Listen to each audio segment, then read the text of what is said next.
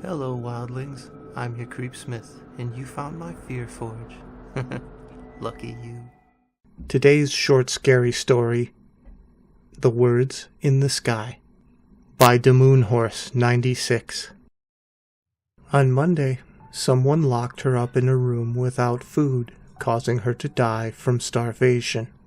She felt her stomach desperately trying to consume something for energy to the point it began consuming her own body fat. On Tuesday, her house caught fire. She tried running for the door, but it disappeared in front of her eyes. The fire licked away at her flesh, and she was unable to run, while the fire and smoke made even breathing hurt. As her own flesh began to cook, she felt every second of her torture.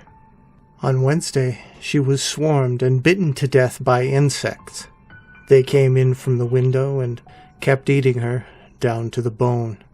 She felt every tiny claw bite into her flesh as she tried to scream, making her lungs fill with more and more crawling insects. On Thursday, she froze to death. Just as a blizzard hit her area, she was locked out of her house. She was unable to move after only a minute. And as she fell to the solid cold ground beneath her, she felt all of her organs fail. And today, as she woke up, she prepared for another horrible death. No matter how many times she died, she kept waking up in that bed, unable to scream or cry. She remembered every time she died vividly. The bites, the starvation, the cold. As she went on with her day, she couldn't help but stare up at the sky.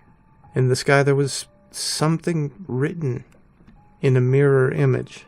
The meaning behind the words was lost to her, but she hated them. Somehow, she knew her suffering was connected to the words written across the sky. As she remembered all of her previous deaths, she read the words out loud. The Sims 4. And they say routine is comforting. Well, I guess that depends on the routine, doesn't it?